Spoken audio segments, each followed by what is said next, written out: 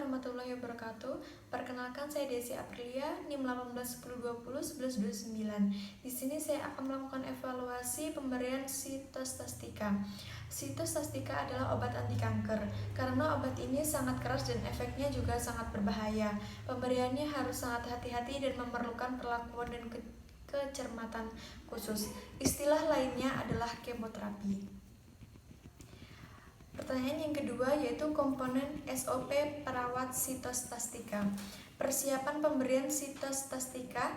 Yang pertama, pasien informed consent. Yang kedua, persiapan rekam medis seperti alergi obat, ketepatan pasien, nama, usia, dan jenis kelamin.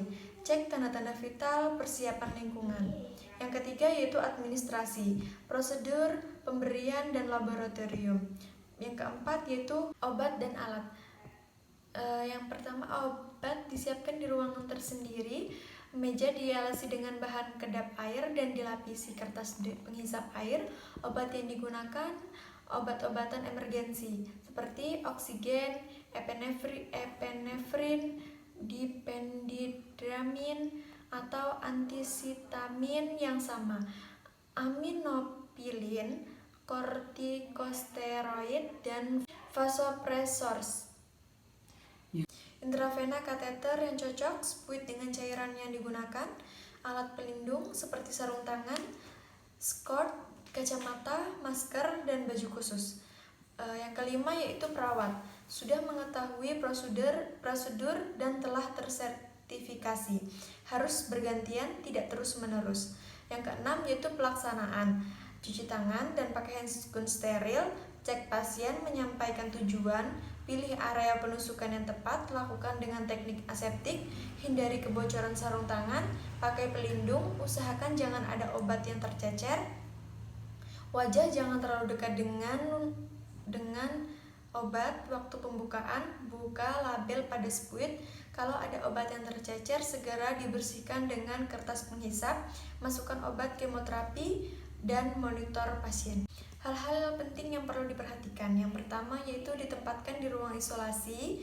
Yang kedua, menunggu disediakan perlengkapan seperti baju khusus, masker, dan topi. Yang ketiga yaitu pelaksanaan tindakan dengan teknik aseptik. Yang keempat yaitu pelaksanaan pendidikan kesehatan pada keluarga. Yang kelima, bila mungkin alat makan atau alat medis disendirikan.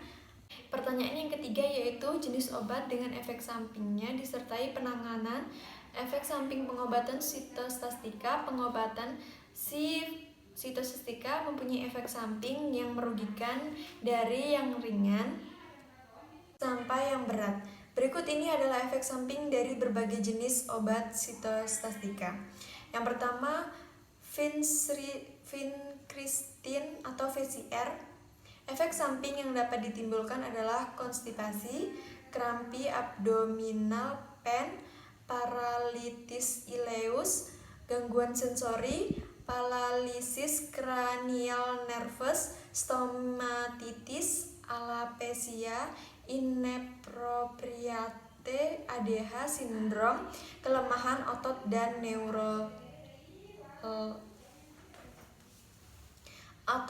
neuralgia.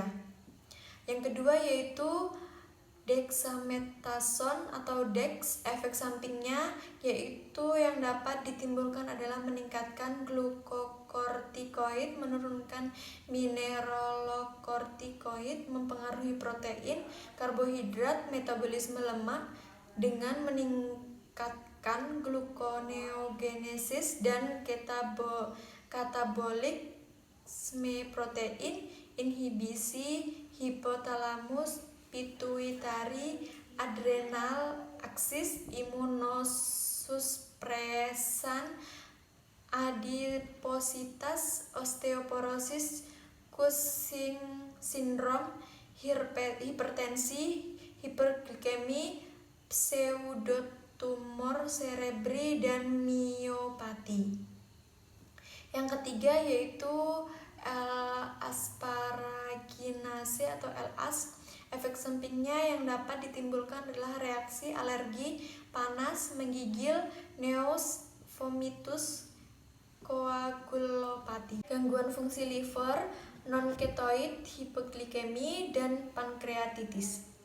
Yang keempat yaitu methotrexate atau MTX. Efek sampingnya yang dapat ditimbulkan adalah anoreksia, nausea, vomitus, abdominal pain, diare, mukositis, dermatitis, anemia, leukopenia, trombositopenia, dan gangguan liver.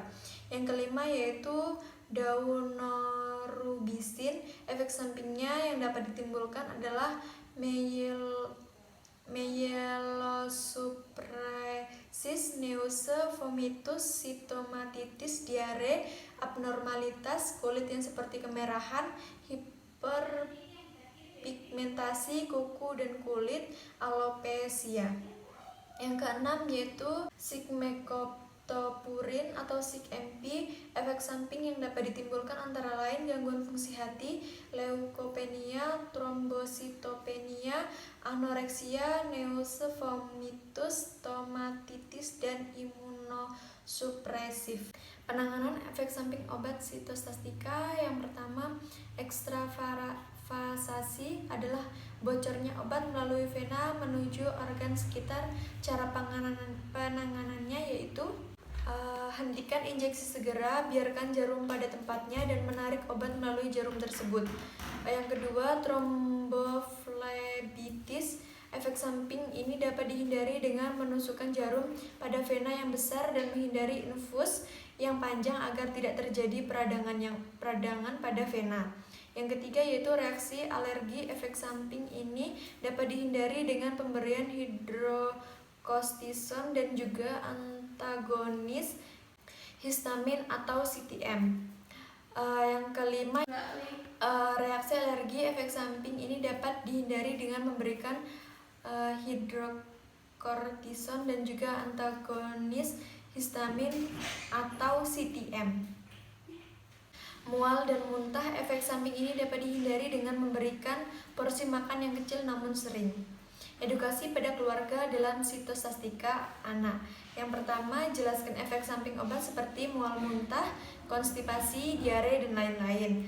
Memisahkan alat makan anak dengan anggota keluarga yang lain agar menghindari infeksi atau penularan, karena pada pasien yang menjalani terapi sitostastika ini imun yang sangat mudah turun sehingga rentan terkena infeksi. Baik, saya sudah selesai melakukan evaluasi. Wabillahi taufiq wal hidayah. Wassalamualaikum warahmatullahi wabarakatuh.